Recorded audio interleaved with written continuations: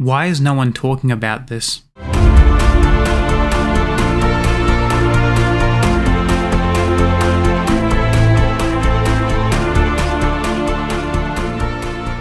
The Bugle Call, written by Mizuku Sora and illustrated by Higoro Tamori, is a manga that surprised me.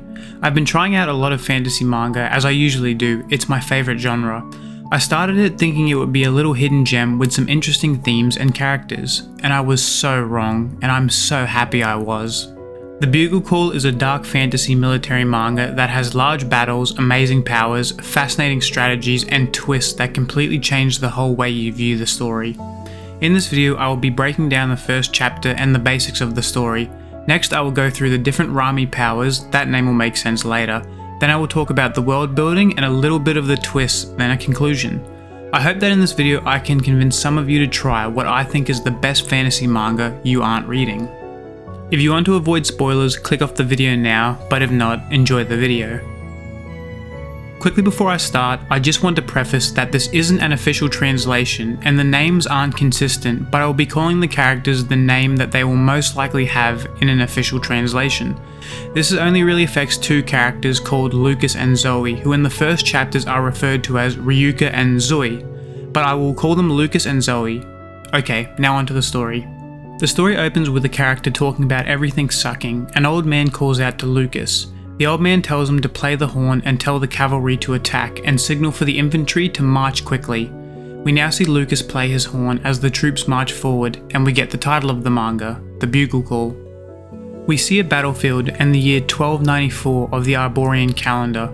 We see soldiers collecting heads of valuable enemies. We also see Lucas scavenging through the battlefield. He finds a horn and is excited that he's finally found a new instrument. In the next panel, we also see a messenger relaying a message to the leader of the mercenary group Lucas is a part of, and we see that the messenger is clearly disturbed by whatever the leader is doing. The captain is cutting the mark of his mercenary group into the prisoners of war and letting them free so that they will advertise for him and he will get more employers. Lucas then appears to collect his pay. The man tells him that he's still in debt to him for raising him all these years. Lucas is angry and demands that the leader, Gerhardt, tell him how many battles he has left until his debt is repaid. Some other soldiers chirp up, making fun of Lucas for blowing the horn, and that he should try killing an admiral or something important, and that anyone can play the horn.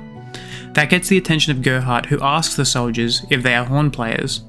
They say no, but double down that it's nothing compared to fighting. Gerhardt tells Lucas to blow a tune and make sure it's loud enough to reach the trees in the distance. Lucas takes in a breath and blows into the horn, creating a loud tune that causes the soldiers to cover their ears and disturbs the birds all the way over at the tree line. Gerhardt then asks the soldiers if they think they can sound the horn that loud. Gerhardt then looks at Lucas and tells him that if he ever wants to leave the group, he will have to work his fingers to the bone, and even if you do leave, your dream of becoming a musician is something I wouldn't count on. Lucas leaves frustrated, and as his hood falls off, we notice there's a branch poking out of his head. We get a quick flashback to Gerhardt finding Lucas abandoned after a battle. He then tells one of the soldiers that Lucas spouts nonsense sometimes. Lucas says that he can see sounds. Later we see the mercenary group raiding a village. While they raid, we can see Lucas lugging around a box. He's looking for music sheets, but he finds a girl hiding in a barrel. Lucas asks where her family is. She points and Lucas turns, seeing her parents dead further in the room. Lucas is stunned but quickly gains his composure before asking if she knows where any music sheets or instruments are. Afterwards he leads her to the forest so she can escape. Lucas then goes and looks through all the music sheets he's collected, but he can't read them. He doesn't understand musical notation. He begins playing into the night, and like he said, he can see sounds. Gerhardt notices he's playing, and he also notices the joy on his face. He sits next to Lucas, but Lucas continues to play. Gerhardt mentions how he is always practicing, then tells him again that a mercenary like him can never become a musician. He then tells Lucas that he knows he allowed the girl to escape. Gerhardt doesn't care, but wishes Lucas would be used to the mercenary life by now. He reiterates that his job is to help command the soldiers with his horn. Gerhardt tells Lucas that he should try and get along with the other soldiers. He should loot and pillage to his heart's content. No way in hell, what fucking fun is there in doing that? Lucas replies. Gerhardt tells him that he doubts he even knows what being a musician is like. Lucas doesn't care as long as he gets to play in peace. Gerhardt asks if blowing into the horn is that fun. He asks if it's worth spending this much time on. I love playing the horn, Actually, it's not just that I love it, I hate everything except for playing the horn, Lucas replies. He mentions all the horrific sights he's seen, but when he sounds his horn and sees the sounds he creates, he's spared all those disgusting sights. Lucas continues talking about things he wants to do, and Gerhardt mentions his horn has grown quite a bit as their conversation ends. We now cut to the next day as two armies face off against each other. Gerhardt tells Lucas he will be joining the Spearmen today as they are under official military command, so Gerhardt and Lucas won't be handling any commands or planning strategies, they will just be regular soldiers. They outnumber the opposing force by 700, so it should be an easy battle. We then see an odd-looking group approach the battlefield. Someone asks a character named Demi if they have found him yet. She says she has, and we see they are looking at Lucas. They mention he should be about 14 years old and should be sprouting by now. The battle begins and Zoe is told to wreak havoc. She steps out onto the battlefield alone as the cavalry approaches and removes her hood, revealing two branches protruding from her head. A horse rears up to trample her, and Zoe grabs its hoof and with astounding ease picks it up and tosses it at the incoming soldiers. And like she was told to do, she wreaks havoc, and Gerhardt watches on and immediately says they're retreating and goes to find Lucas to blow the retreating signal. A commander tells Gerhardt there are no retreat orders and to engage the soldier.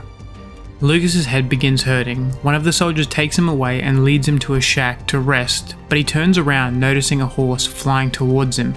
He wakes up dazed and notices he has a piece of wood stuck in his stomach. He becomes panicked and pulls it out. Lucas looks over the battlefield and we see a plant sprout from his branch. He tries to get to his feet but realizes he probably should have left the wood in as he begins to lose blood. He spits out blood and grabs his horn. He hates the soldiers he works with, but if they were to die, then no one would remember him.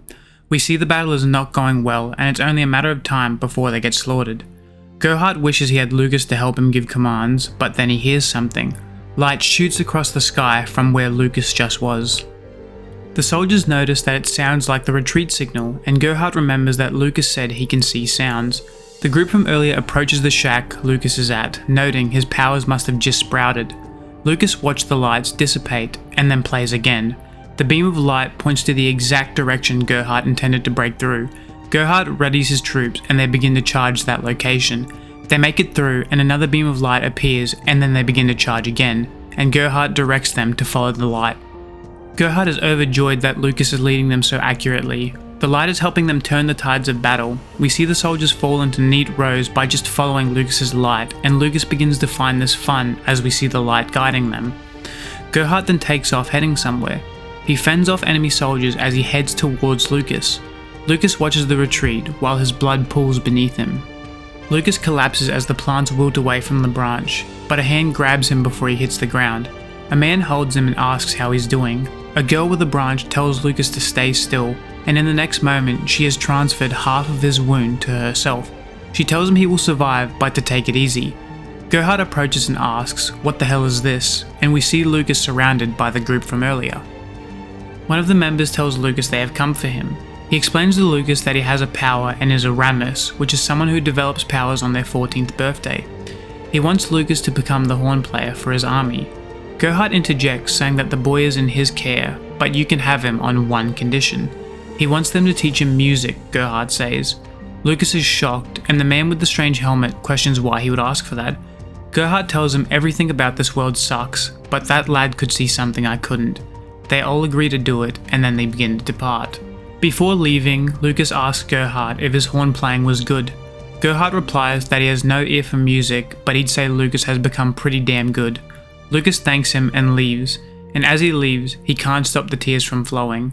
Lucas wakes up in the papal state and is once again greeted by the man with the strange helmet, who introduces himself as the Pope. He says he will help Lucas become a musician if he helps him protect this country and protect this tower. We see a massive tower with the words "Mankind waged wars" over the towers. Well, that concludes the first chapter, and I was absolutely hooked after that. Now in the next two parts of this video, I will go more in depth on the world and the powers, so if you want to avoid spoilers and start reading, click off now, but if not, let's continue. Now, one of the first things I noticed about this manga is its similarities to Kingdom, another great manga. Both have massive battles with tons of soldiers and these shots from high vantage points showing the battles. Also, there is an emphasis on strategy and the different strategies implemented in battle and how they change for each situation. But unlike Kingdom, where the battles are won with just soldiers and tactics, the Bugle Call has Rami to shake things up. Rami are people in the world blessed by these large towers throughout, and they imbue them with powers that manifest when they turn 14. It's unsure how these powers take shape, but a theory proposed by one of the Rami is that they manifest around desires and experiences, like Lucas wanting to be a musician and his power manifested as an ability to show sounds through lights. In battle, the way the Rami's powers are utilized is the difference between winning and losing, and I'm going to detail some of the interesting ways they are used throughout the series while explaining what each Ramus's power is as I go. Okay, I'll start with a simple one first. Lucas is tasked by the Pope to successfully retake a castle. He has a couple of Rami he can use as well as some soldiers.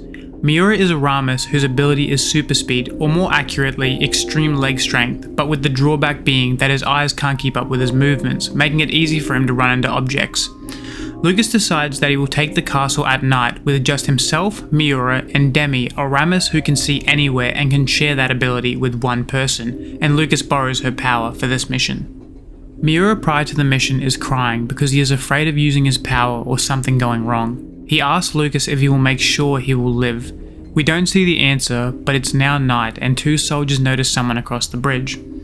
Lucas begins playing his bugle and light appears behind Miura.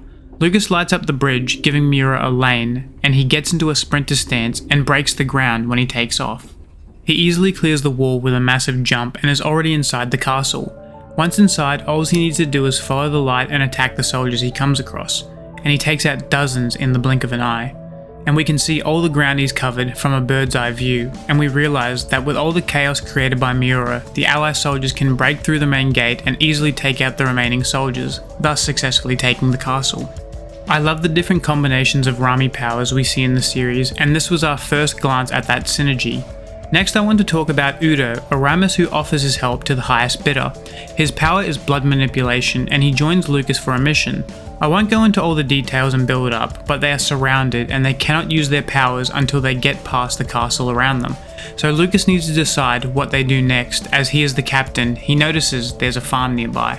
They willingly walk into the ambush but enter the farm and set it alight, causing the animals to scatter.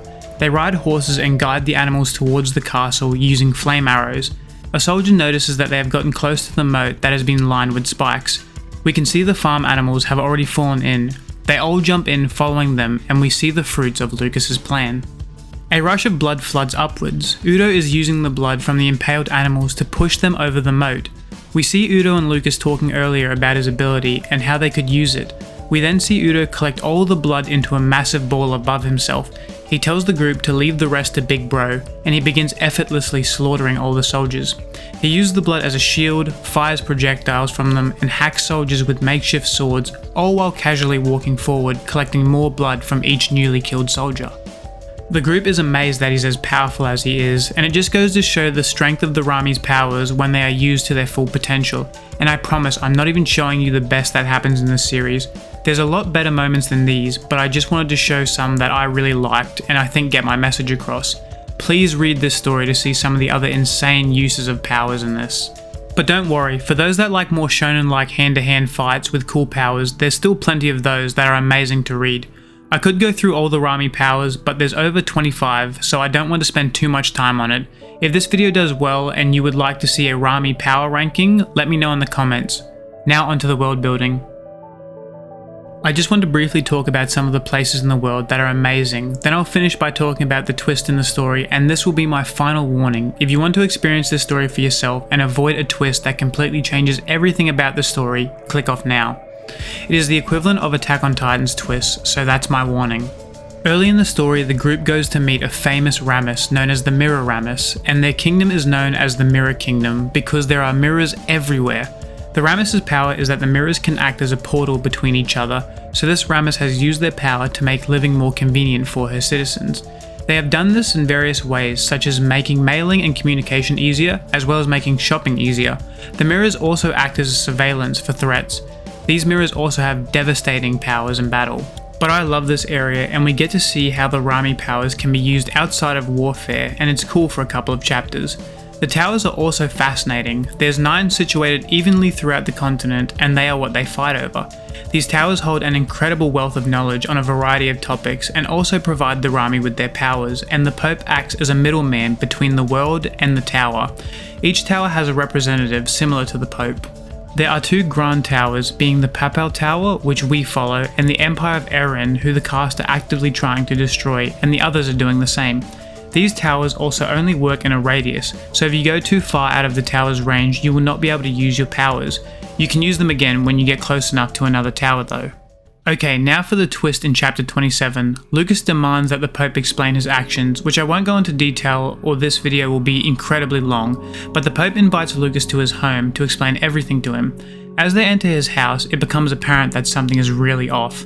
It's completely modern, the furniture is from the present. The Pope mentions this is a recreation of his home from his homeland. Lucas thinks about leaving and no longer being the Pope's bugler.